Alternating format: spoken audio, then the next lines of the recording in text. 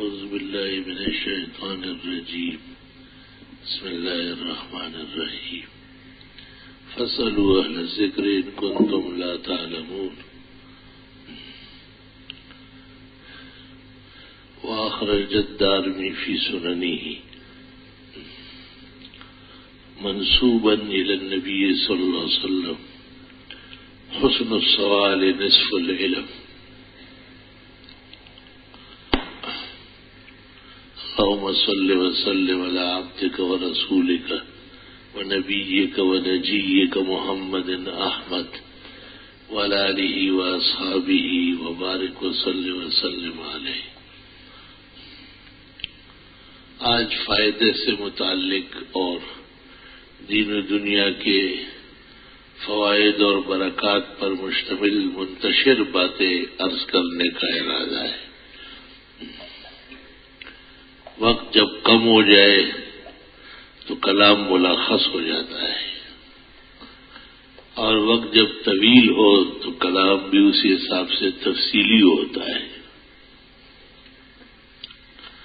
وقت اختیار میں نہیں ہے. آدمی کوشش کرتا ہے. کچھ زندگی ایسی ہو جاتی ہے اور زندگی کے ایسے موڑ پہ آدمی پہنچ جاتا ہے کہ وقت بہت زیادہ بیش بہا تو ہے ہی، لیکن اس سے بڑھ کر بیش بہا اس کی توقیت ہے، پابندی ہے. ان الصلاۃ کانت علی المؤمنین کتابا موقوتا. اللہ تعالیٰ فرماتے ہیں میں نے تو نماز مسلمانوں پر وقت کے اندر فرض کی. جب تک وقت داخل نہ ہو، علماء کہتے ہیں فرض نفسی ہے، فرض فعلی نہیں. یعنی یہ عقیدہ تو رکھنا ہے کہ نماز فرض ہے مگر پڑھ نہیں سکتے ہو، ٹائم نہیں. اور اوقات 5 ہیں، ابتدا بھی معلوم ہے، انتہا بھی. جیسے وقت فجر ہے، جب رات ختم ہو جاتی ہے تو صبح صادق سے وقت شروع ہوتا ہے اور سورج نکلنے تک وقت ہے. سورج جب نکلنے لگے تو اس کا انتظار نہ کیا جائے، اور انتظار بہت ممنوع ہے اور بڑا گناہ ہے کہ کوئی اتنی دیر کرے قصدن کہ نماز اس لمحے تک پہنچے.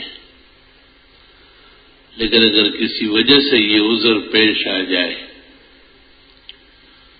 آنکھ کھل گئی، تھکاوٹ بیماری میں اور پریشانی میں دیر ہو گئی، دیکھ رہا ہے کہ سورج نکل رہا ہے، تو عوام میں یہ بات غلط مشہور کی گئی ہے، جھوٹی بات مشہور کی گئی کہ انتظار کرے سورج نکل جائے. پھر بالکل 100% جھوٹی بات، نہایت غلط حدیث اور فقہ کے خلاف ورزی ہے. بس جیسے ہی آنکھ کھلی ہو وضو کر کے جن ذالک فوراً 2 رکعت سنت 2 فرض چھٹ پٹ. لوگ کو بٹھایا رکھنا کہ اچھی طرح قضا ہو جائے پھر پڑھ لو، یہ حدیث اور فقہ کے خلاف ورزی ہے. رات کی نشست میں میں نے کہا کہ ہمارے استاد مولانا مفتی ولی حسن، جن جیسے بڑا فقیہ مفتی محمود کے بعد کوئی نہیں ہوا، وہ ہمیں کہتے تھے کہ کو فلاں مسجد میں لال بتی جلنے لگی. جاہل امام، جاہل کمیٹی، جاہلوں کا سارا کام بے دینی اور جہالت کا ہوتا ہے. اب تو سوالات کے جوابات دینے والے بھی جہالتیں کرتے ہیں. ایک بہت بڑے جاہل نے لکھا تھا کہ بھائی اگر قرآن شریف کے ختم میں آخری صورتوں کے ساتھ بقرہ پڑھی جائے تو بہت بڑا گناہ ہے.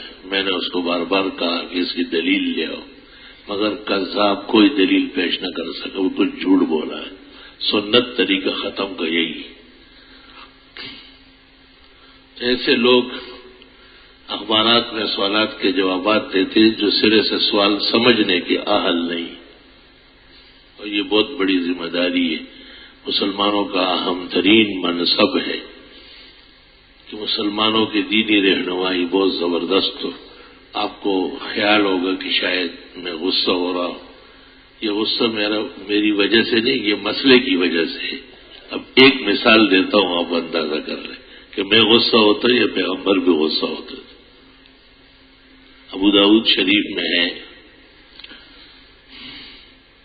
کہ ایک وفد صحابہ کا سفر پر تھا، جہاد کے لیے گیا تھا۔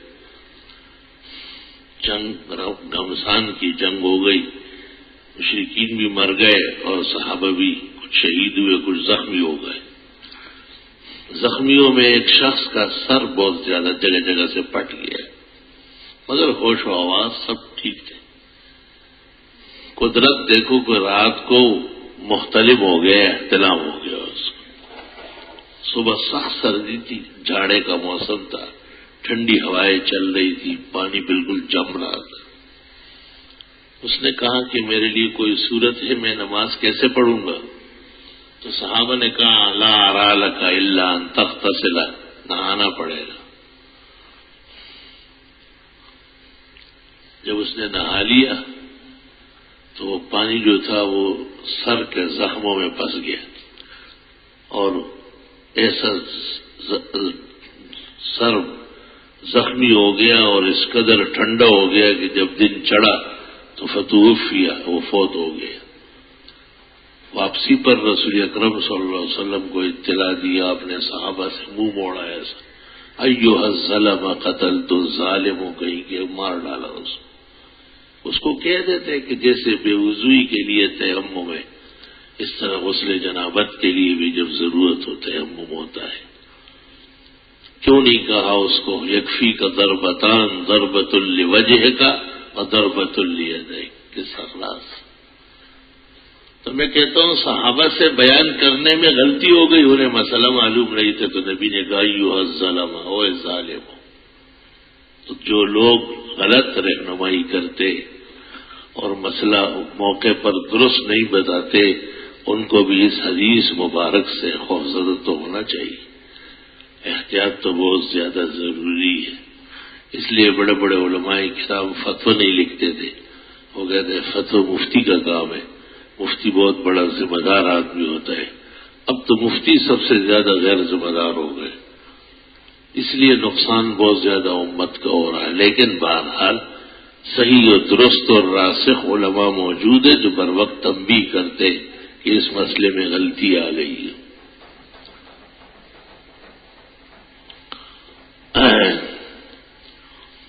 احادیث صحیح میں ہے کہ رسول اللہ صلی اللہ علیہ وسلم نے فرمایا ہے، اگر کسی شخص کو فجر کی ایک رکعت مل گئی اور اس کے بعد سورج نکلنے لگا اور دوسری رکعت اس کو سورج نکلنے کے بعد مل گئی، پیغمبر نے کہا یہ فجر درست اور صحیح۔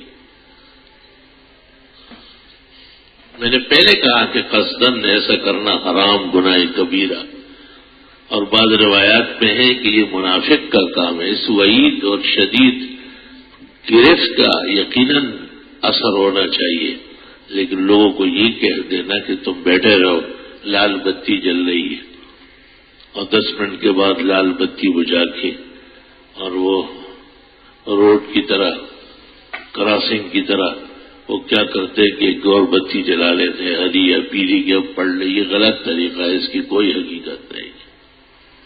بس جیسے ایک شخص کی آنکھ کھل گئی اور وقت ہو رہا تھا، اس کو چاہیے کہ وہ نماز پڑھ لے، اور اس وقت میں نماز پڑھنا اس کے بعد قضا کر کے پڑھنے میں بہت زیادہ فرق ہے، اس کو پیغمبرانہ تائید حاصل ہے۔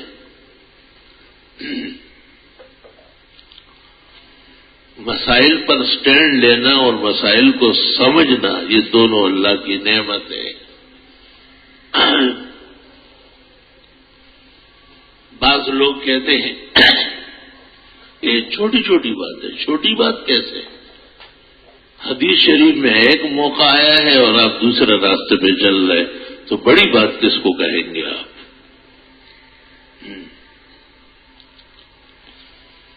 دیکھو یہ جو ہم نام رکھتے ہیں بچے کا،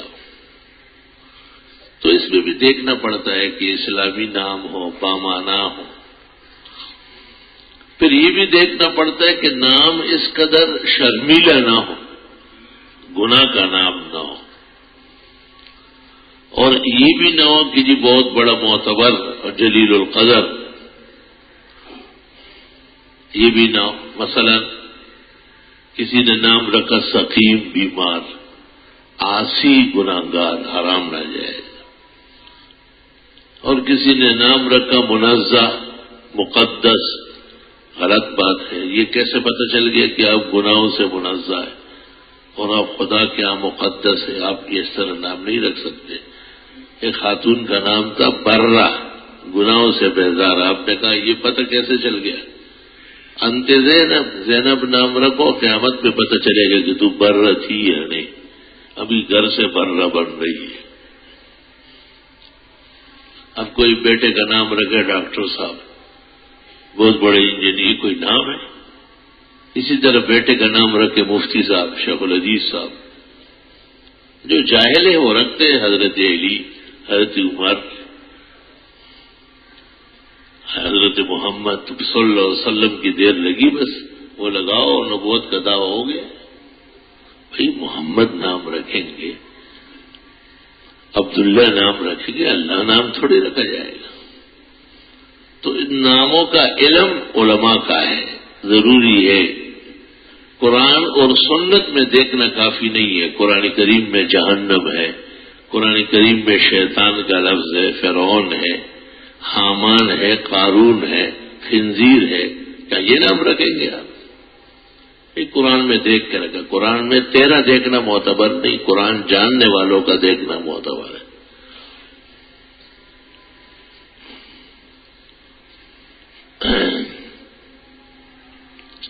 تو مسلمان کا مذہبی ذمہ داری ہے کہ جب اس کے ہاں بچہ یا بچی پیدا ہو جائے تو اسلامی نام اس کا رکھ لے۔ نام تجویز تو پہلے سے ہو سکتا ہے۔ اللہ تعالیٰ نے اگر ہمیں بیٹا دیا تو یہ نام رکھیں گے، اللہ تعالیٰ نے اگر ہم کو بیٹی دی تو یہ نام ہوگا، یہ تجویز ہے۔ قبل الولادت بھی نام تجویز کرنا سنت اور جائز ہے۔ جب بچہ یا بچی پیدا ہو جائے، اب دیکھنا ہے کہ ماں باپ کی توفیق عقیقے کی ہے، اگر ہے تو 7ویں دن کا انتظار کر لیں۔ لڑکے کی طرف سے 2 بکرے اور لڑکی کی طرف سے 1 بکرا بطور عقیقے کے کاٹنا ہوگا، اور اس دن 4 کام کرنے ہیں۔ ایک تو بکرے کاٹنے، پہلا کام یہ ہو جائے گا۔ بکرے کاٹنے کے بعد جتنے لوگ موجود ہو ان کے سامنے اعلان ہو جائے گا کہ ہمارے بیٹے کا نام عبداللہ ہوگا، ہماری بچی کا نام مریم ہوگا، زینب ہوگا، اور اس نام سے ہم نے اس کو آج سے یاد کرنا ہے۔ اس کو کہتے ہیں تسمیہ، نام پختہ کرنا، نام رکھنا۔ تیسرا کام اب ہے بچے یا بچی کے سر کا بال لینا، بہتر تو پاک صاف اسرے سے لینا ہے۔ پاک صاف نیا بلیڈ بھی کافی ہے، اور اچھا ماہر آدمی، پاک آدمی، نمازی آدمی جن کے پاک جسم اور ہاتھ ہو، اس سے اس کے سر کے بال مونڈے جائے۔ خدا نخواستہ اگر کوئی تکلیف ہے، ڈاکٹر صاحب مونڈنے سے منع کرتے ہیں تو ڈاکٹر صاحب کی بات قابل سماعت ہے، کینچی سے لے لیں، نہ بلیڈ اس کا پھیرے۔ اور یہ بال جو لیے گئے، اس کو سونے سے اگر توفیق ہے، ورنہ چاندی سے وزن کرنا ہے۔ اندازے سے 500 یا 1000 روپے دینا کافی نہیں ہے، کیونکہ احادیث میں یوزن ہو وزن کیا جائے۔ تو چھوٹا سا ترازو زرگر بائی سے سنہرے سے لے آئے یا کسی اور سے، چھوٹا سا ترازو ہوتا ہے، اس طرف بال ڈالے اور اس طرف چاندی یا سونا کورا وہاں سے لے آئے۔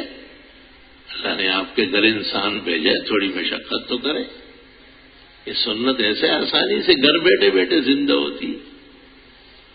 سنتوں کے لیے تو سٹینڈ لینا پڑتا ہے، ہمت کرنی پڑتی ہے۔ ابھی ابھی ہمارے بھائی کے ہاں میت ہوئی، تو جمعے کو جب میت ہو جائے تو یار لوگ اس نشے میں ہیں کہ نماز جمعے کے بعد بہت سارے نمازی آ جائیں گے اور ہمارے نانی دادی یا مرحومہ کے جنازے میں شریک ہو جائیں گے۔ شریعت نے اس کو پسند کیا ہے کہ نمازی زیادہ ہو، یہ بات تو ٹھیک ہے، لیکن دوسری طرف شریعت نے اس بات کو بھی بہت تاکید کے ساتھ کہا ہے کہ جمعے کے دن اگر میت ہو جائے اور اس کا جنازہ جمعے سے پہلے پڑھا جائے اور اس کو دفنا دیا جائے اور جمعے کا وقت اس کو قبر میں مل جائے، قیامت تک کے لیے عذاب ختم ہو جائے۔ اب دو مسئلے ہیں، جو عوامی ذہن ہے نافہم، وہ اس ایک بات پر چل رہا ہے کہ نماز کے بعد تو لوگ بہت ہوں گے، چلو مان لیے نماز کے بعد 10,000 نمازی ہوں گے، نماز سے پہلے 10 نمازی، مگر کتابوں میں یہ لکھا ہے کہ یہ جو جمعے سے پہلے تدفین ہے اور جنازہ ہے، اس میں 10 آدمی بعد کے 10,000 آدمیوں سے افضل ہے۔ اس کے ساتھ مغفرت کا اعلان ہوا ہے، اور کہتے ہیں کہ جس میت کو جمعے کے بعد دفنایا گیا اس کا جمعہ فوت ہو گیا اور قیامت کے دن پسماندگان کو پکڑے گا، مگر میں کہتا ہوں کہ اس نے خود بھی زندگی میں جمعے کا خیال رکھا تھا، یعنی کیا پکڑے گا، ہوگا تو جمعرات جانتا ہی نہیں تھے، ادھر شہر ببر بنا ہوا ہے، خدا اس کو یہ حق نہیں دے گا۔ ہاں، جن کا یہ عقیدہ اور ایمان ہے کہ جناب رسول اللہ صلی اللہ علیہ وسلم کی سنت اور حدیث اصل ہے، نجات میں، ہدایت میں، ثابت قدمی میں، چنانچہ ایسا موقع جب آ جائے تو بہت طریقے سے عزیز و اقارب کو، میت کے پسماندگان دکھے ہوئے ہوتے ان کو کہے کہ فقہاء، محدثین، مفسرین سب کا اتفاق ہے کہ جمعے کے بعد زیادہ نمازیوں والے جنازے سے جمعے سے پہلے کم نمازیوں والا جنازہ مردے کے حق میں زیادہ سود مند ہے۔ اس لیے ہم اپنے مرحوم کو قبل الجمعہ جنازہ پڑھ کے اور قبر میں رکھتے ہیں تاکہ اللہ قیامت تک اس کا عذاب معاف فرمائے۔ لا الہ الا اللہ۔ اب مشکل کام تو ہے، شہروں میں عموماً یہی دیکھا گیا کہ جمعے کے بعد پڑھتے ہیں، جمعے کے بعد پڑھتے ہیں، بڑے نمازی ہوتے، بڑا رش ہوتا ہے۔ ہمارے یہاں تو پہلے وہ جگہ ہوتی تھی، وہ بھی سنبھال لی گئی، تو اب تو یہی جنازہ ہوتا ہے سامنے، اور کوئی کہیں کھڑا ہو، کوئی روڈ پہ کھڑا ہو، جہاں چاہے کھڑے ہو۔ ہر جگہ تو بڑی بڑی جگہ نہیں ہوتی، مگر مسئلہ محفوظ رہے گا۔ قاعدہ یہ ہے کہ جمعے کی بعد کا جو جنازہ ہے اس کی ایک ہی صورت ہو سکتی ہے کہ قبر تیار نہیں ہوئی، میت ایسے وقت میں ہو گئی کہ ممکن نہیں تھا قبل الجمعہ۔ بڑی کتابوں میں ہے کہ بزرگان دین یہ دعا بھی کرتے تھے کہ یا اللہ ہم سے کوتاہی ہو گئی، ورنہ اس کا حق قبل الجمعہ جنازہ پڑھ کے رکھنے کا تھا، ہم اس کے قصوروار ہیں، ہمارے مرحوم کو جمعہ نصیب فرما۔ لا الہ الا اللہ۔ یہ منتشر مسائل ہیں، اور یہ میں آپ کو اس لیے عرض کرتا ہوں کہ آپ یاد رہے، اللہ بہتوں کو توفیق دے گا۔ الحمدللہ الحمدللہ۔ صوبہ سرحد میں 7 خرابیوں کے باوجود یہ ایک قیمتی فعل ہو رہا ہے کہ جمعے کی میت عوام کو بھی پتہ ہے کہ قبل الجمعہ جنازے جب نماز کے بعد ہوتے ایک دوسرے سے پوچھتے ہیں کہ کیوں دیر سے فوت ہوا ہے، خبر نہیں بنی۔ مطلب یہ کہ اگر انتقال ٹائم پہ ہوتا اور قبر تیار ہو چکی ہوتی تو یہ کام تم نے نہیں کرنا تھا، جمعے کے بعد تک کا انتظار کرنا، اور یہ مردہ جو گھر میں رکھا ہے یا سامنے رکھا ہوا اس سے بہتر تھا کہ وہ قبر میں رکھا جاتا اور فرشتگان الہی اعلان کر دے کہ چونکہ یہ ایسے وقت میں آیا ہے کہ ابھی جمعہ شروع ہو رہا ہے، اس لیے اللہ تعالیٰ کی طرف سے اس کو قیامت تک کے لیے عذاب دور کر لیا گیا۔ بہت بڑا اعزاز ہے، بہت بڑا۔ اللہ اکبر و کبیرہ۔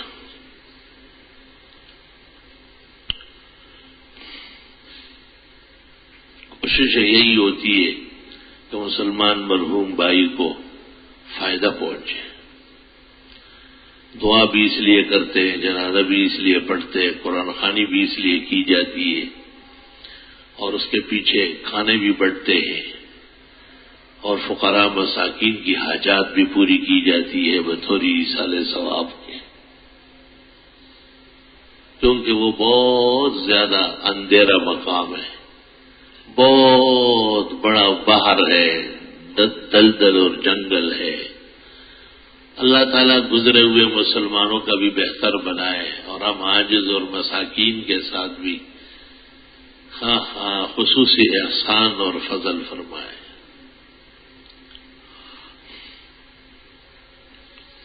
مسائل میں سے ایک مسئلہ یہ ہے کہ ہر وہ بات جو دل میں آئے وہ کہنے کی نہیں ہے، بلکہ سوچنا چاہیے کہ یہ بات شرعاً جائز ہے۔ دل میں تو بہت کچھ آتا ہے۔ جناب رسول اللہ صلی اللہ علیہ وسلم نے ابو داؤد کی حدیث میں کہا ہے، وَإِنَّهُ لَيُغَانُ عَلَىٰ قَلْبِي، میں بھی کبھی اپنے دل کو پریشان اور بدلہ بدلہ محسوس کرتا ہوں۔ وَإِنِّي لَأَسْتَغْفِرُ اللَّهَ كُلَّ يَوْمٍ 70 وفي روایہ 100 مرہ، اور میں بھی 70 سے لے کے 100 مرتبہ استغفار کرتا ہوں، پھر میں اپنے دل کو آرام سے پاتا ہوں۔ معلوم ہوا کہ تسبیح اور استغفار علاج قلب بھی ہے۔ جیسے ایک کامیاب فزیشین دل کا، اسپیشلسٹ دل کا بہترین علاج کرتے ہیں، بڑے بڑے قابل ڈاکٹر ہیں۔ اللہ اکبر، کیا شان و شوکت سے ان لوگوں نے فن حاصل کیا ہے۔ اللہ کا لاکھ لاکھ شکر ہے کہ 99% مسلمان ہیں، اہل حق ہیں، توحید و سنت کے پرستار ہیں۔ ہمارے ایک دوست کا بائی پاس ہوا تھا، اور اس کے بعد جب وہ بات کرتے تو ان کے دانت ٹکراتے تھے۔ میں نے اپنے ایک مخلص اور محسن خصوصی معالج قلب کو بتایا، یقین کر لے اس نے مجھ سے سنا اور سنتے ہی دوا لی کی، کہا ابھی جاتے ہی رات کو یہ خوراک کھلائے، صبح تک ٹھیک ہو گئے ہو۔ صبح جب فجر میں آئے بالکل صحیح سلامت۔ فن ہے ڈاکٹری، علم ہے، انسانی زندگی کے ساتھ کھیل تماشا نہیں ہے، انسانی زندگی کے تحفظ کی تدابیر ہے۔ 1988 میں ایک حادثہ ہوا تھا اور اس میں یہ ٹانگ ٹوٹ گئی تھی، تو ایک اسپتال میں علاج ہو رہا تھا، وہ بڑا مشہور آرتھوپیڈ ہے پشاور میں۔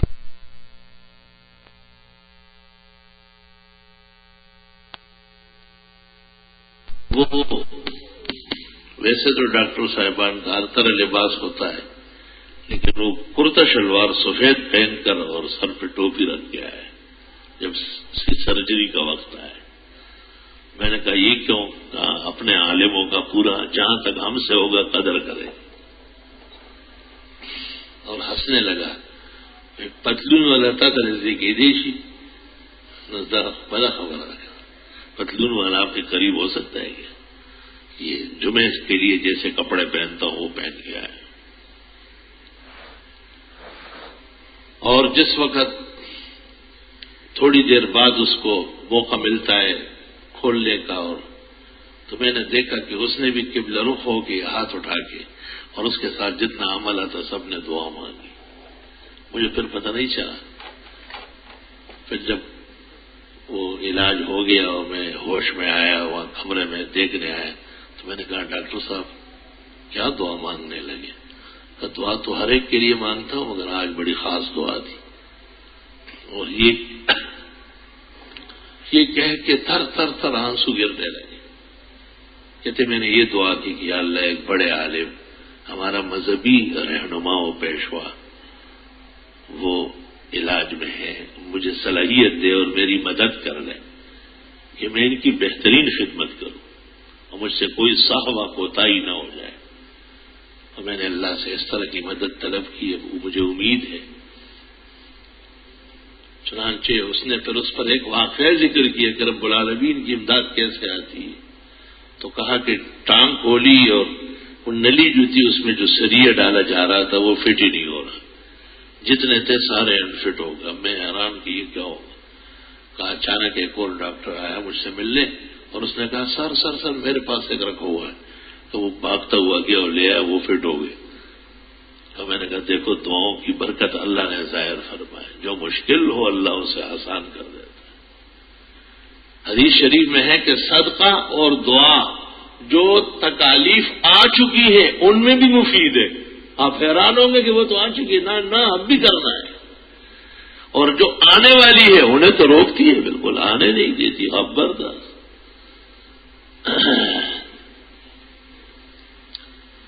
اللہ اکبر کبیر. تو اصل جو علاج ہے اور مداوا ہے، ایک ناخن اور انگلی کا بند کیوں نہ ہو، جوڑ کیوں نہ ہو. حدیث شریف میں شفا کے خزانے اللہ نے عرش کے میں رکھے. جب وہ رضامند ہو جائے کہ کسی دعا سے، صدقے سے، ڈاکٹر کی تدبیر سے، حکیم کے نسخے سے، طبیب کے مشاورت سے، وہاں سے شفا نازل ہونا شروع ہو جاتی. الشفا ينزل من السماء، شفا آسمان سے آتی، یہاں ظاہر ہو جاتی ہے.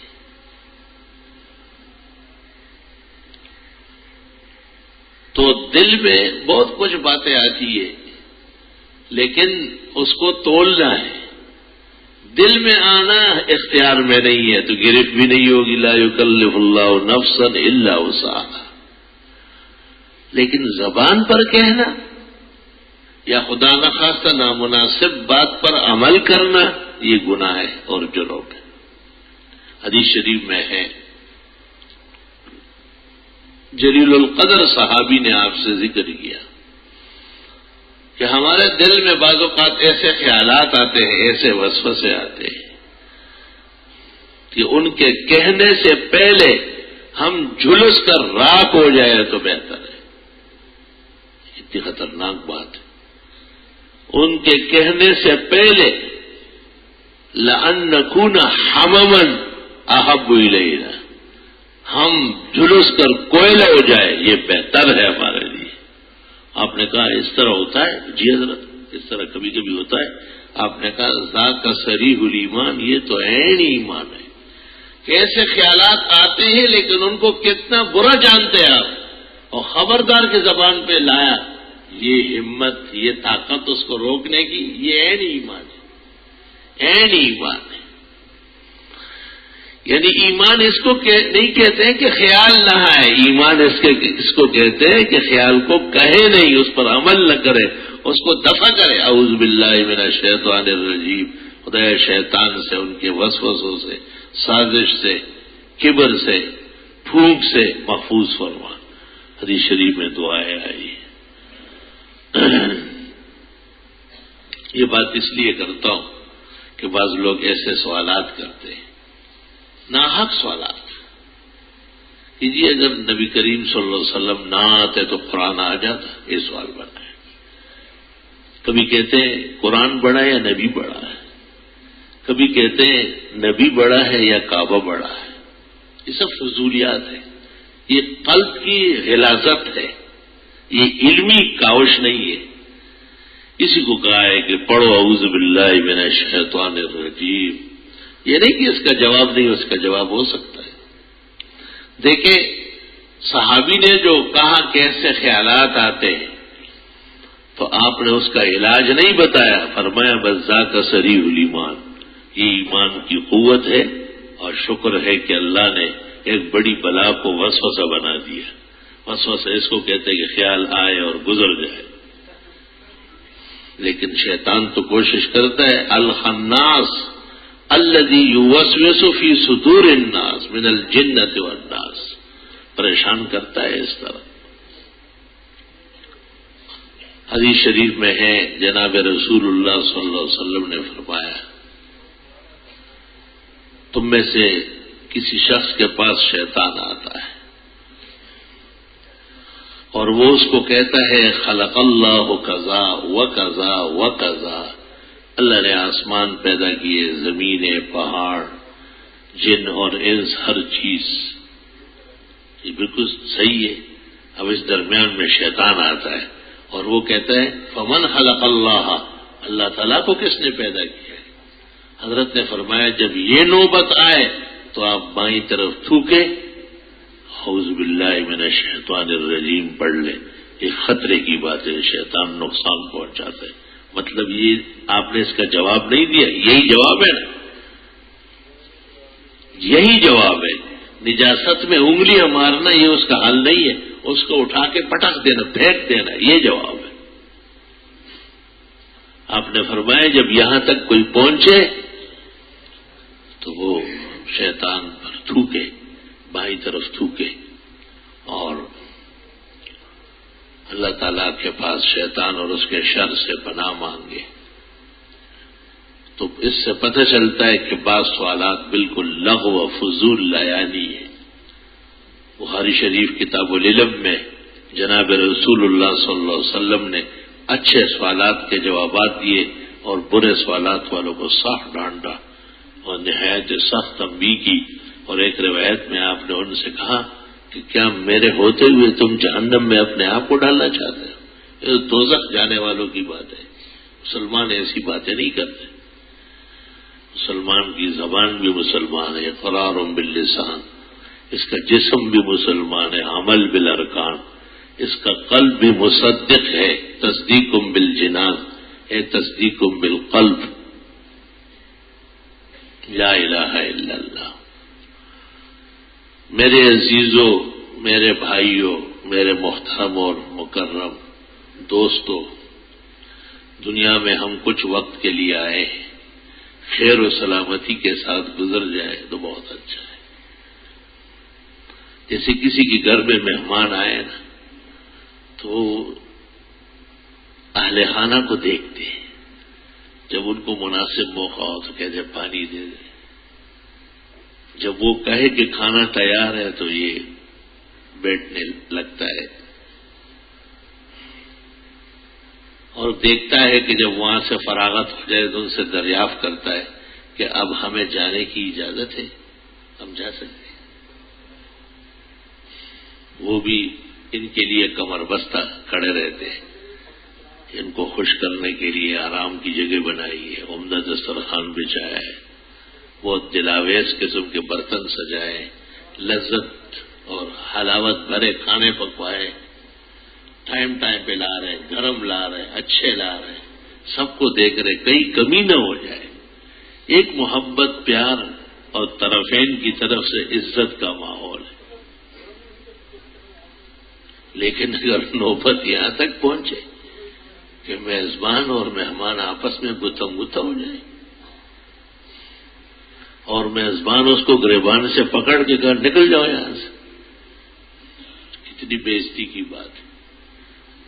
خواہ ادھر سے زیادتی ہو یا وہاں سے زیادتی ہو، تو یہاں تو مخلوق کی طرف سے زیادتی ہے، شریعت کے مسائل میں کوئی کمی بیشی نہیں ہے، وہ تو تل کے آئے ہیں۔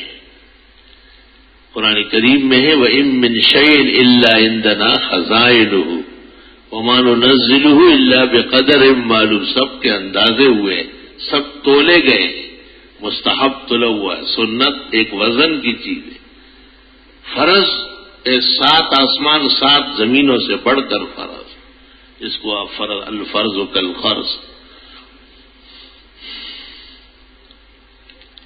بہت زیادہ احتیاط چاہیے۔ ابو بکر صدیق رضی اللہ تعالیٰ عنہ سے پوچھا گیا تھا کہ ہم خیر سے، عافیت سے کس طرح گزر جائے؟ آپ نے فرمایا یہ مسئلہ ہے، میں بھی فکر مند ہوں بہت۔ اور پھر ابو بکر صدیق نے کہا کہ دیکھو یہاں سے لے کے اس دیوار تک کیچڑ ہو،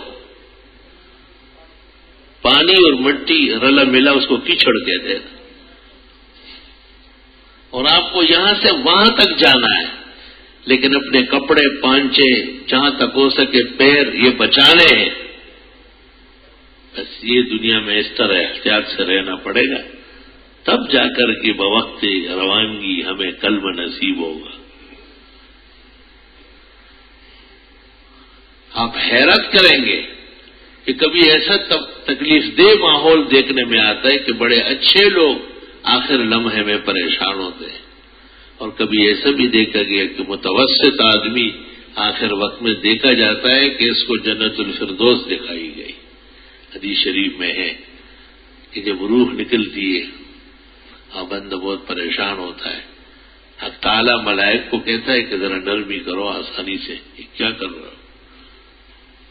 تو دوسرے ملائک کو حکم ہو جاتا ہے کہ اس کو جو جنت ملنے والی ہے وہ دکھا دیں. تو وہ جنت الفردوس بحکم الہی ایسے سامنے کر دیتے ہیں کہ جو اس کو دیکھ لیتا ہے وہ خوش ہو جاتا ہے، روح نکل جاتی. نشانے مرد مومن بات گویوں چومر گاید تبسم بر لب اوس ان الذين قالوا ربنا الله ثم استقاموا تتنزل عليهم الملائكة ألا تخافوا ولا تحزنوا. اتنی بڑی بات ہے کہ اس گھڑی میں فرشتے آس پاس کھڑے کیے گئے، جیسے بیمار کی تیمارداری کے لیے دوست احباب اہل خانہ کھڑے رہتے ہیں اور اس کو تسلی دیتے، کوئی خوف اور گھٹن نہ محسوس کرو. وَأَبْشِرُوا بِالْجَنَّةِ الَّتِي كُنتُمْ تُوعَدُونَ.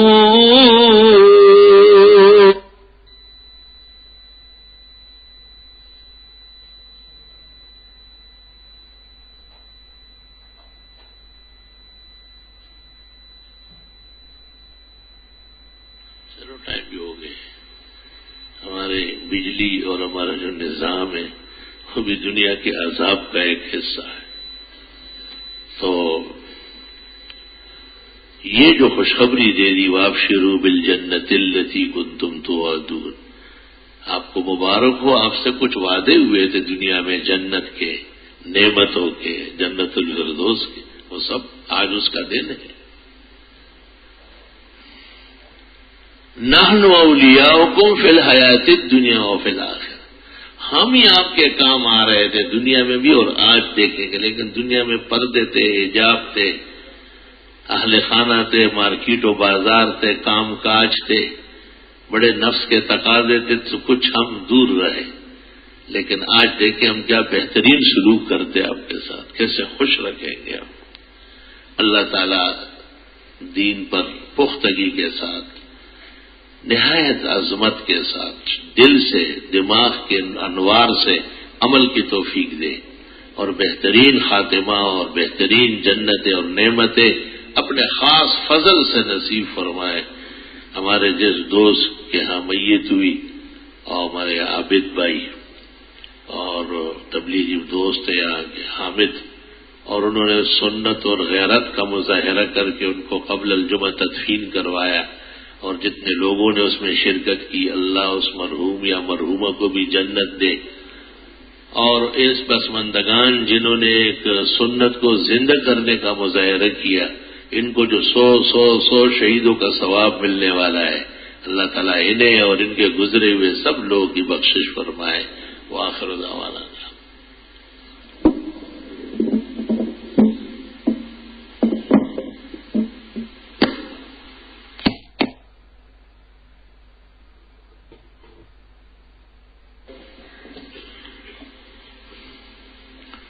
الحمد للہ علی الذات عظیم الصفات سمیع السمات کبیر الشان جلیل القدر رفیع الذکر مطاع الامر جلیل البرہان فخیم الاسم غزیر العلم وسیع الحلم کثیر الغفران جزیل العطاء جمیل الثناء مجیب الدعاء عمیم الاحسان سریع الحساب شدید العقاب علیم العذاب عزیز السلطان ونشهد أن لا إله إلا الله وحده لا شريك له في الخلق والأمر وهو الكبير المتعال ونشهد أن سيدنا ونبينا ومولانا محمدا أحمد عبده ورسوله المبعوث إلى الأسود والأحمر المنعوت بشرح الصدر ورفع الذكر صلى الله تعالى عليه وعلى آله وأصحابه الذين هم خلاصة العرب العربة وخير الخلائق بعد الأنبياء أما بعد فيا أيها الناس وحدوا الله فإن التوحيد رأس الطاعات واتقوا الله فإن التقوى ملاك الحسنات عليكم بالسنة فإن السنة تهدي إلى الإطاعة ومن أطاع الله والرسول فقد رشد واهتدى ومن يعص الله ورسوله فقد ضل وغوى وإياكم ومحدثات الأمور فإن كل محدثة بدعة وكل بدعة ضلالة وكل ضلالة في النار. أعوذ بالله من الشيطان الرجيم. إن الله اصطفى لكم الدين فلا تموتن إلا وأنتم مسلمون. بارك الله لنا ولكم في القرآن العظيم ونفعنا وإياكم بالآيات والذكر الحكيم. إنه تعالى جواد قديم كريم ملك بر ورب رؤوف رحيم.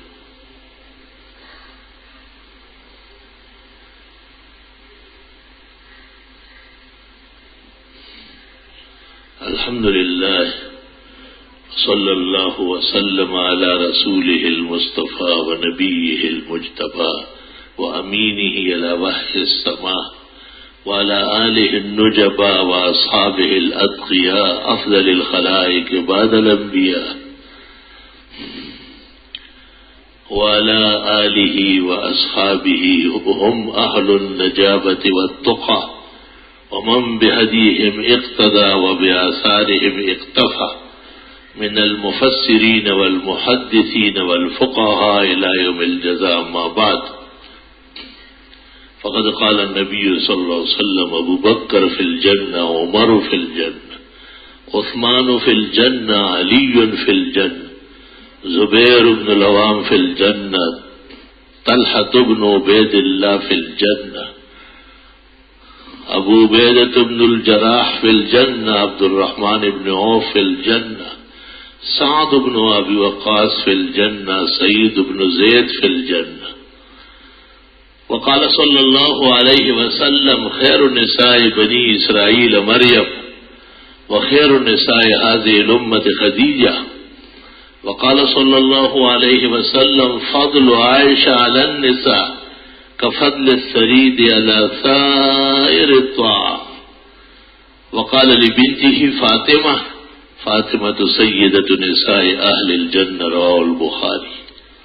وقال صلى الله عليه وسلم الله في أصحابي لا تتخذوهم غرضا من بعدي ومن أحبهم فبحبي أحبهم ومن أبغضهم فببغضي أبغضهم رواه ابن شيبة في مصنفه. وقال صلى الله عليه وسلم لا تسبوا أصحابي فإن أحدكم لو أنفق مثل أحد ذهبا ما بلغ مد أحدهم ولا نصيف رواه البخاري. إن الله يأمر بالعدل والإحسان وإيتاء ذي القربى وينهى عن الفحشاء والمنكر والبغي يعظكم لعلكم تذكرون.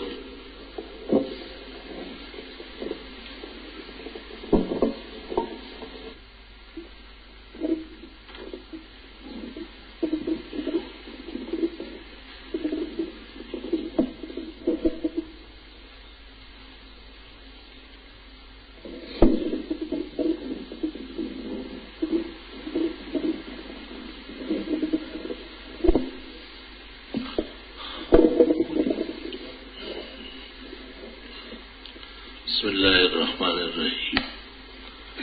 جو حضرات آگے بڑھ رہے ہیں وہ نمازیوں کا پورا خیال رکھیں، انتظار کریں، آگے بالکل بڑھنے کی کوشش نہ کریں.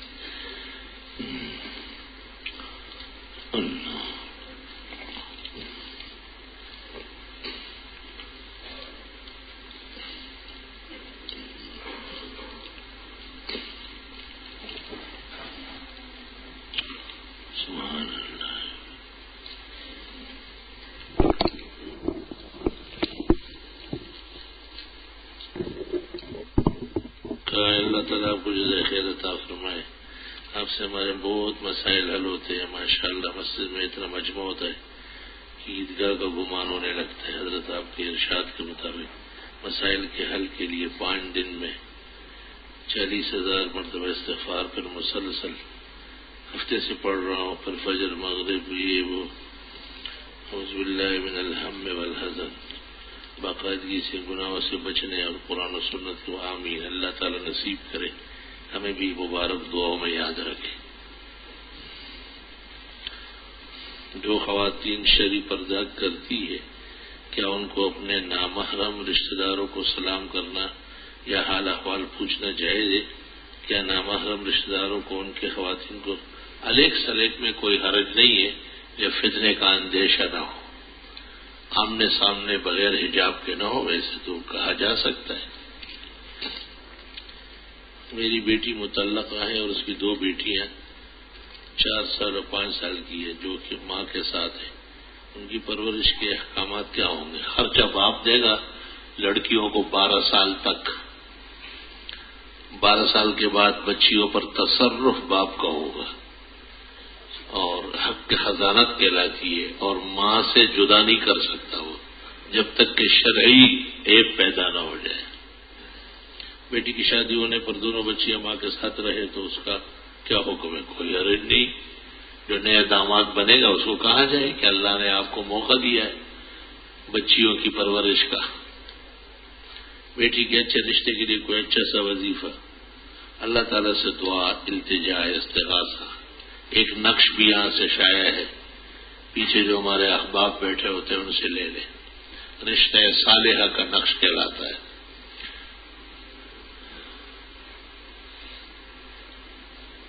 کیا لکھا ہے؟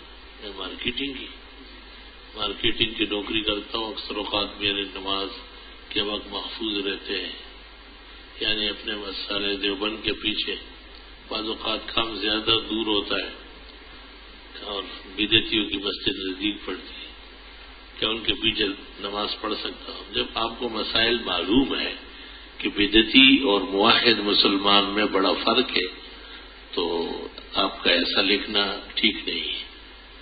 یہ ایسے ہی ہے جیسے کوئی کہے کہ کھانا دور پڑا ہوا ہے پاخانہ قریب میں، تو آپ کو اگر اس کے لیے تیار ہو جائے تو بے شک آپ بدعتی کے پیچھے نماز پڑھے گا. اللہ تعالیٰ آپ کو صحت شفا عطا فرمائے آمین. حضرت کیا اس طرح کوئی روایت ہے کہ جس عورت اپنے ناخن کو مہندی نہ لگایا اس کا حساب قیامت پر روز مردوں کے ساتھ ہوگا؟ نہیں، ایسی کوئی روایت نہیں ہوگی انشاءاللہ. آپ سے حرم میں دعا کی درخواست کی، اللہ تعالیٰ 2007 میں عمرے کی سعادت کی. وہاں سے لائے ہوئے زمزم کو میں تھوڑا تھوڑا پانی کے اندر کولر میں ڈالتا ہوں تو میری دعا پڑھ کر رخ ہوگا ماشاء اللہ. حدیث شریف میں ہے کہ زمزم جس چیز میں مل جائے سب برکتوں والی ہوتی.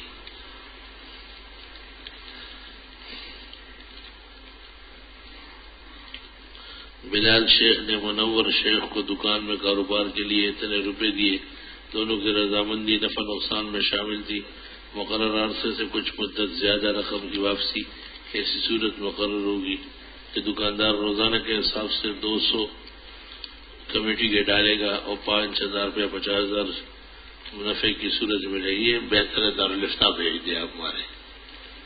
اس تحریر کو آخر تک پڑھ کر جواب ہدایت. حضرت ایسا کیوں ہے کہ جب ہم اپنے حق علماء کے سامنے آپ کی کسی تحقیق مثلا بٹن پٹی کا دایاں اوپر رکھنے بیان کا تو وہ کہتے ہیں کہ صحابہ سے دوسری طرف بھی ثابت ہے. یہ حوالہ نوٹ کرا کے لائے. بہت مہربانی کی بات ہوگی. کہنا آسان ہے، دکھانا بہت مشکل ہے. یہ حوالہ ضرور لائیے. احسان ہوگا بڑی، ہم بھی پھر نرمی کر لیں گے لیکن انشاءاللہ موجودہ دین میں ایسا حوالہ نہیں ملے گا. وہ کہتے ہیں کہ صحابہ سے اچھے، ہاں یہ ضرور ہے، یہ اولا ضرور ہے. ٹھیک ہے، تو اولا کم ہونا چاہیے، بہتر. غیر بہتر کیوں کرتے ہیں؟ اور کب تک مستحب کے خلاف چلو گے؟ یہ دائیں بائیں کا فرق بھی تو مستحب ہے، مگر کبھی بھی وہ دائیں ہاتھ سے استنجے کے لیے تیار نہیں اور بائیں ہاتھ سے کھانے کے لیے تیار نہیں. یہ بھی تو مستحب بات ہے. جب ہم جیسے کم علم لوگوں کو آپ کی بات سمجھ آتی ہے تو پھر آپ کے برابر میں آپ کو ایک بات کہوں، وہ یہ کہ کہنا تو نہیں چاہیے، ایک شخص نے کہا صاحب علم ہے کہ یہ سب مسائل حق ہے، مگر آپ کی وجہ سے آئے ہیں تو ہم نہیں مانیں گے. اب اندازہ لگائے قرآن کریم میں یہود کے بارے حسدم من عند انفسہم، خالص کینہ اور بغض ہے اور کچھ نہیں ہے. یہاں کے ایک آدمی نے ایک بہت بڑے عالم کو، جو ہمارے بھی بڑے ہیں اور بزرگ ہے، کوئی شک نہیں، استاد اور مشائخ کے درجے میں ہیں، ان کو کہا کہ آپ دونوں ہاتھوں سے تسبیحات پڑھ رہے ہیں. میں نے کہا کہ وہ تو کہتے ہیں صرف دائیں ہاتھ سے، بائیں ہاتھ ملوث نہیں ہوگا. کہتے ہیں رہنے دے یار، وہ پتہ نہیں کیا کیا باتیں نکال رہا ہے، اس کی باتوں پہ کیسے عمل ہوگا. تو اس نے کہا کہ حضرت وہ تو حوالے دیتے ہیں، ابو داؤد شریف تسبیحات بتاتے ہیں کہ پیغمبر دائیں ہاتھ سے پڑھتے تھے، اور مرقات جلد 2 صفحہ 202، تحتوی علی المراقی 172 صفحہ، تکملِ مجمع البحار جلد 5 صفحہ 587. تو یہ تو جلدیں اور صفحے لکھوا رہا ہے، تو یہ کیسے کام چلے گا؟ کیا یہ حوالے غلط ہیں یا یہ کتابیں معتبر نہیں؟ مجھے معاف کرو، مجھ سے مت لڑو. خیر، تو جس آدمی نے یہ بات کہی 5 دن یا ہفتے بعد میرے پاس آیا، کہا کل میں نے چپکے سے جا کے دیکھا تو حضرت نے صرف دائیں ہاتھ سے ذکر کیا. پختوں کے وہی مریض دی جوڑ شی اور اچھا پدارو، مریض کو فائدہ ہو جائے کسی بھی دوا سے، شکر ہے اللہ کا. میں نے کہا یہ بھی ان کے بڑے علم کی دلیل ہے کہ جب کتاب دیکھی، صفحے مل گئے، سمجھ میں بات آ گئی، الحمدللہ، اللہ تعالیٰ جزائے خیر. مسائل میں کمزوری تو ہے، اس میں کوئی، ہمیں بھی بہت کمزور ہے، ہم سے بڑی غلطیاں ہو رہی، شکی نہیں ہے اس میں. معصوم صرف نبی کی مقدس ذات ہے. صحابہ کرام کے آراء میں بھی فرق ہے. بہت ساری جماعت امام کے پیچھے فاتحہ پڑھتے تھے اور بہت ساری جماعت سخت ہی فرماتے تھے. خبردار، حضرت عمر کہتے ہیں پکڑو اسے، اس کے منہ پتھر دو، آگ کا انگارہ لو، امام کے پیچھے کیوں پڑھ رہا ہے؟ ائمہ میں بھی سختی ہے بعض مسائل میں. صرف ہمارے امام صاحب جو کہتے ہیں گائے کا پیشاب یا بکری کا، بیڑ کا، اونٹ کا یہ پلید ہے، اور امام تو نہیں کہتے پاک ہے. اب ہندو جو ہم سے مناظرہ کرتے ہیں کہتے لاؤ بھائی بخاری لاؤ، مسلم لاؤ، ترمذی لاؤ، کہتے رہنے دو ابو حنیفہ کو، جیسے میرے بارے میں کہتے ہیں نا کہ رہنے دو. تو چونکہ ہندو بھی گائے کا پیشاب پیتے ہیں، جب آپ ان کو کہیں گے کہ کیسے، تو وہ کہیں گے آپ کو دین کا پتہ ہی نہیں. آپ کے تو 99% ائمہ اس کے علت کے اور طہارت کے قائل ہیں. طاہر و پاک چیز پی جائے تو کیا حرج ہے؟ تو مسائل آپ یہاں کے بے شک بیان کریں ڈنکے کی چوٹ، مگر گھبرائے نہیں، ساڑھا پلہ بھاری ہے. اگر اس وقت نہ مانے تو پھر مان لیں گے. پہلے پہلے جب میں کہتا تھا سر ڈبو، 5 اوپر کرو، کہیں کہیں گڑبڑ شڑبڑ ہو جاتی تھی، لیکن الحمدللہ آہا نوجوان آتے اکثر تو اپنی ٹوپیاں، ورنہ مسجد کی ٹوپیاں ڈھونڈ دیں. ہاں بڑی مشکل سے ہوتا ہے چمن میں دیدور پیدا. ہمارے نبی غلطی پر تھے جو 13 سال محنت کر کے مکہ سے نکال دیے گئے. صحیح بہت زیادہ تھے، انوار وہی برس رہے تھے، مشرکین میں صلاحیت نہیں تھی. بدر، احد، خندق میں کس کے پٹائی لگائی، کس کے پوری تطہیر، جیسے کپڑا دھلتا ہے نا تو اٹھا اٹھا کیسے پٹکتے اس کو. دھوبی گھاٹ جا کے دیکھو کپڑے کیسے صاف ہوتے، مشین میں کیسے مشین گھماتی ہے اس کو. لا الہ الا اللہ. تو بعض مسائل میں بعض علماء کی طرف سے دقت آئے گی. جتنے لوگوں نے دین کا کام کیا ہے ان کے سامنے رکاوٹ یہی تھی. ہمارے امام صاحب امام ابو حنیفہ کو جتنی رکاوٹ ہوئی بیان کرنے کی نہیں. تن و تنہا آدمی تھے، بالکل ڈٹے ہوئے. اور جب دہریوں نے ہنگامہ کیا اور پورا اسلام کو برباد کر رہے تھے تو حسن بصری جیسے آدمی نے کہا یہ دہری کیسے پھیل گئے؟ ابو حنیفہ تو مرا نہیں، زندہ ہے، بلاؤ نا اسے. امام صاحب تشریف لائے بصرہ. حضرت فرماتے دخلت البصرہ 20 مرتن والحسن فیہا. حسن بصری کے ہوتے ہوئے مجھے 20 دفعہ دہریوں کے پیچھے بصرہ آنا پڑا اور ہر دفعہ ہزاروں کافر مسلمان ہوئے. پھر بھی امام ابو حنیفہ سے لوگ ناراض ہیں، کمعقل لوگ. مجھے حرم میں ایک سعودی عالم نے کہا، میرے قریب میں نماز پڑھی، جمعہ ہم نے اکٹھے پڑھا. مجھے کہتے ہیں یہاں کب سے آیا؟ میں نے کہا 15 دن ہو گئے. یہاں کہ آپ کو بڑا افسوس ہو رہا ہوگا اپنے مذہب پہ. میں نے کہا شیخ مسجد میں بیٹھے ہو حرم محترم میں، کہوں تو خفا تو نہیں ہوں گے؟ کہنے لگے نہیں. میں نے کہا تم جیسے ڈنگروں کو دیکھ کے نہ ٹانگیں رکھنے کا تمیز، نہ ہاتھ رکھنے کا تمیز، نہ رفع دین جاننے کی صلاحیت، پتہ چل گیا کہ دنیا میں امام ایک ہوا ہے، اس کا نام ابو حنیفہ ہے، جس کو قرآن کا تجربہ پورا، سنت مکمل ضبط، نبی کی زندگی حفظ، صحابہ کرام کے مقامات نمبر سے ان کو یاد ہے. میں نے کہا یہ نماز تھی امام مالک کی اور شافعی و احمد کی. ایک دوسرے سے پوچھتے ہو کم سن لیا، اتنی رکعتیں ہو گئی نماز کے دوران؟ وہ کہتے ہیں ثلاثہ، 3 ہو گئی. یہ نماز ہے آپ کی؟ ہماری نماز میں گردن موڑنا، جسم کورچنے پر امام صاحب نے پابندی لگائی. اس سے انوار اور نماز کی مناجات کی حیثیت ختم ہو جائے گی. یہ تمہاری نماز اور بھیڑ بکری چرانا برابر ہے. اور وہ عورتیں جو ان کی ہے سعودی، وہ کیا کرتی ہے؟ بچہ پڑا رہتا ہے ایسا روتا رہتا ہے، نماز میں کھڑی ہوتی ہے ایسی، اچانک اس کے پاس جا کے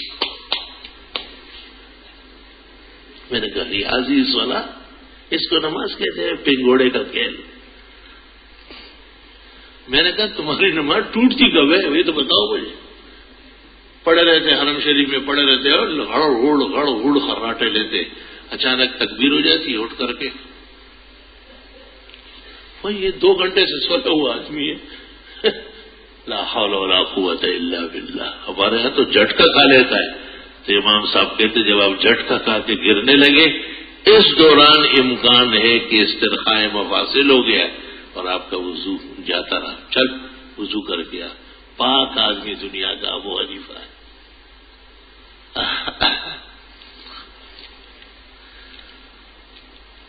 میں تبلیغ میں چلنے کے لیے جانا چاہتا ہوں، مجھے آفس سے چھٹی نہیں مل رہی. مجھے کس لیے؟ کسی نے کہا ہے کہ نوکری چھوڑ کر چلے جاؤ، واپس آؤ گے تو اللہ تعالیٰ اس سے اچھی نوکری کا بندوبست کرے گا. کوئی چال باز تبلیغی نے آپ کو شکار کیا ہے. چال باز تبلیغی لوگوں کو نوکریوں سے نکال رہا ہے. وہی چھٹیوں کا انتظار کرو، ابھی 3 دن دے دو کافی ہے. ہفتہ 2 ہفتے بعد 3 دن اور نکال لو. ہمارے بزرگوں نے اجازت دی، اس طرح بھی 40 دن ہو جائیں، نوکری بالکل نہ چھوڑیں. اور جب آپ کو فرصت ملے، چھٹیاں دفتر کی ہو جائے، افسران میں ربان ہو جائے، موقع اچھا ہاتھ آ جائے، اتنے دل لگا لو. اور آپ کی نیت ہوگی تو اللہ جلدی انتظام کر دے گا. فتوی کی روشنی میں اس قسم کے مستحب کاموں کے لیے فرض روزی چھوڑ دینا حرام نہ جائز. تہجد کی نماز کے لیے صحیح وقت کون سا ہے؟ بس اذان فجر سے پہلے بہترین وقت ہے، یعنی صبح صادق داخل ہونے سے 10-15 منٹ پہلے. اور ویسے تو آپ رات کو سو گئے تھوڑی دیر اور پھر اٹھے، وقت ہو گیا. 12 بجے کے بعد، جیسے ہمارے یہاں کہتے ہیں 12 بجے کے بعد وقت ہے. 3-4 گھنٹے آج کل تو بہت ٹائم ہے. 5:30 بجے تک، 5:45 بجے تک وقت ہو رہا ہے. ایسی دکان کرنا جس پر سامان خریدنے عموماً عورتیں آتی ہیں. مقصد آپ کی عورتیں نہ ہو، لیکن عورتوں کے کپڑے مرد بیچ سکتا ہے، مردوں کے کپڑے عورت بیچ سکتی ہے. اس لیے خواتین کی ضروری آمد پر تو پابندی نہیں ہے، لیکن آپ اپنے آپ کو دیکھیں. ایسا اگر آپ کا مقصد بجائے کپڑے کے عورتیں ہو اجنبی، تو پھر یہ روزگار نہیں ہے، حرام کاری. اور اگر آپ کا نفس اور الحمدللہ مردانگی کنٹرول میں، ان کو آپ اپنی بہنیں، مائیں اور نواسی، خالائیں، پھوپھیوں کی طرح دیکھتے ہیں، تو آپ کے لیے ان کے ساتھ کاروبار میں کوئی حرج نہیں ہو. عرض یہ کہ امام فرض جماعت پڑھائے سنت کیا اسی مصلے پر پڑھنا چاہیے یا تھوڑا ہٹ کر؟ مصلے کے اوپر بھی ہٹ کر جائز ہے، جگہ بدل کے پیر اوپر نیچے کر کے پھر کھڑا ہو جائے، آگے ہو جائے پیچھے ہو جائے ذرا سا، ہاں جگہ بالکل بدل لے یہ اور ہی اولا و افضل ہے، لیکن اگر معمولات ہے، واعظ نصیحت ہے، لوگوں کی اصلاح مقصود ہے تو مصلے پر پڑھ کر کے وہی رہے، یہ پھر اس سے بھی بہتر ہے۔ میں گھروں میں اخبار ڈالتا ہوں، وقت کی کمی کی وجہ سے اخبار گھروں میں دروازے کے اوپر سے پھینکنے پڑتے ہیں، جبکہ اخبار میں مقدس باتیں بھی ہوتی، کوئی حرج نہیں، اخبار کی اکثریت ایسی ہے اس لیے اوپر سے ڈالنا جائز ہے۔ سلام کے بعد عرض آغا خانیت کے بارے میں کوئی مستند کتاب، وہ قاری صاحب جو چترال کے تھے عبید اللہ، اس نے بڑی کتابیں لکھی ہے، آغا خانیت کیا ہے اور آغا خانیت کی حقیقت اور آغا خانیوں کا دستور اور آغا خانیوں کا منش، بڑی کتاب ہے۔ قاری صاحب کو قتل کرایا تھا، اسی قاری صاحب کو آغا خانیوں نے قتل کرا دیا۔ ان کی کتابیں بہت کام کی ہے اور انہوں نے زبردست تعاقب کیا ان کا۔ اللہ تعالیٰ آپ کو صحت و عافیت کے ساتھ لمبی عمر عطا فرمائے، آمین۔ سفیان نام رکھنا کیسے؟ کوئی حرج نہیں۔ سفیان کے کیا معنی ہیں؟ لوہا مضبوط یا مضبوط فولاد کی بنی ہوئی چیز۔ ہماری مسجد میں کئی عرصے سے ہمارے تراویح میں ترویح ہے کہ دعا کے بعد سبحان ذی الملک والملکوت اٹھنے وقت، یعنی 5ویں رکعت شروع کرتے وقت حافظ بلند آواز سے وما توفیقی الا باللہ کہتے ہیں۔ شریعت میں تو ہر شخص کے پڑھنے کے لیے ہے، کسی وقت لوگوں کو تعلیم کے طور پر اگر بلند پڑھے تو خیر ہے، لیکن اس کو معمول بنانا مناسب نہیں ہے۔ بالجہر معمول بنانا، مل کر پڑھنا معمول بنانا غلط ہے۔ ہمارے گاؤں میں رواج ہے، اس کو لوگ ضروری سمجھیں کہ مردے کو جب قبر میں رکھتے ہیں پھر ایک ڈھیلا اٹھا کر اس پر انگلی سے جلدی کلمہ لکھ کر پھر وہ ڈھیلے کو مردے کے سامنے رکھتے ہیں۔ کیا اس کی شریعت میں کوئی حقیقت؟ صرف انگلی سے کلمہ مبارک پڑھ کر کے یا پانی سے اس کے سینے پر کلمہ یا کفن پر کلمہ لکھنا ثابت ہے، ڈھیلے ویلے ثابت نہیں۔ بخاری شریف میں ایک عورت چڑھاوے سے حاملہ ہوئی، چرواہے سے، اور ایک عابد پر تہمت لگاتی ہے، کیا یہ درست واقعہ ہے؟ بالکل درست ہے۔ جریج ایک بزرگ ہستی تھی، اس کو ماں نے بد دعا دی تھی، تو کرامت اتنی بڑی تھی اس شخص کی کہ چھوٹا بچہ اس کے کہنے سے بول پڑا، لیکن ماں کی بد دعا لینے کی وجہ سے رسوا ہو گیا تھا۔ عرض یہ کہ بلوچستان کوئٹہ کے ایک دینی ادارے کے شیخ العزیز حضرت مولانا عبد القادر صاحب کراچی کے اسپتال میں زیر علاج ہے، ان کی صحت آمین۔ اللہ تعالیٰ حضرت مولانا کو کامل و اکمل صحت دے، خدا ان کو شفاء عظیم دے اور ان کا فیض دیر تک قائم دائم رہے۔ الحمدللہ رب العالمین، نستغفرک اللہم ونسألک السلام والعافیہ، لا الہ الا اللہ وحدہ لا شریک لہ، لہ الملک و لہ الحمد وعلی کل شیء قدیر۔ مولانا کی صحت و شفا کے لیے دعا فرمائیں۔ کل جو قاری عبدالحلیم صاحب انتقال کر گئے، اللہ ان کی مغفرت فرمائے، ان کے بنائے ہوئے ادارے کی حفاظت فرمائے اور ان کو اپنے کے فتن و دجل سے محفوظ فرمائے۔ ہمارے حامد بھائی کے ہاں جو میت ہوئی، اللہ ان کی بخشش فرمائے، اور انہوں نے جو سنت کے احیاء کی عظیم تدبیر کی وہ کامیاب بھی ہوئے، اللہ انہیں ہزاروں شہداء کے اجور و ثواب عطا فرمائے۔ اللہ سبحانہ و تعالی جملہ حاضرین اور ان کے غائبین کی دعائیں قبول فرمائے۔ ہمارے ایک بزرگ حاجی نثار صاحب، ان کے بال بچوں کی حفاظت اور ان کی بیٹیوں کی اور بیٹوں کی بہترین اور سکون کی زندگی کے لیے خصوصی دعا فرمائے۔ اور نثار صاحب مرحوم بڑے مخلص محسن نمازی دے یہاں کے، اللہ ان کی بخشش فرمائے اور ان کے دوست اور مذہبی بھائی عقیل صاحب کی صحت کو بھی قائم دائم رکھے، اور جن کے لیے وہ فکر مند ہے اللہ ان سب کا حال بہتر فرمائے۔ اللہ تعالیٰ ان کی مدد فرمائے، نصرت فرمائے۔ جس گھر میں بیٹی بیٹا کوئی بھی عزیز قریب پریشانی میں ہو، اللہ ان کے لیے راہ نجات پیدا کرے۔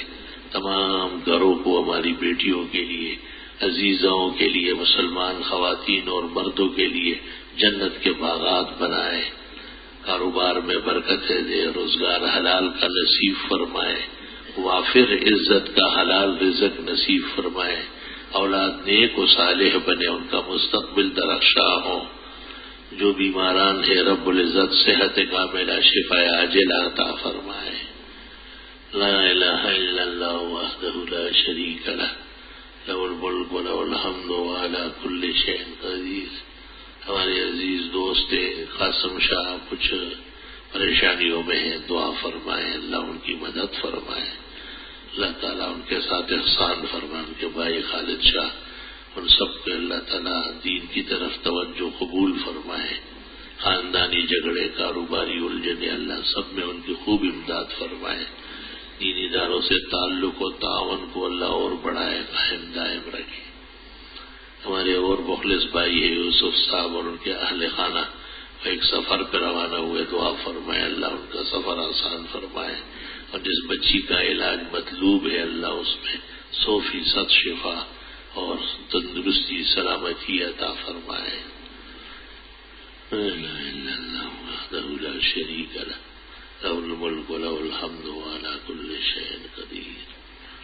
ہمارے ایک مہمان بھی کئی دنوں سے آئے، چند دن میں جانے والے، ان کے لیے بھی دعا فرمائے، علماء کے بڑے خادم اور قدردان ہیں، اور اللہ انہیں بھی علم اور عمل نصیب فرمائے، دینی اداروں کے لیے، شہر کے فضا کے لیے، ملک کے حالات کے لیے خصوصی دعائیں فرمائے۔ ربنا تقبل منا انک انت السمیع العلیم وتب علینا انک انت التواب الرحیم فاللہ خیر حافظا وهو ارحم الراحمین ما شاء اللہ لا قوة الا باللہ سبحان ربک رب العزت عما یصفون وسلام علی المرسلین والحمد للہ رب العالمین وصلی اللہ تعالی علیہ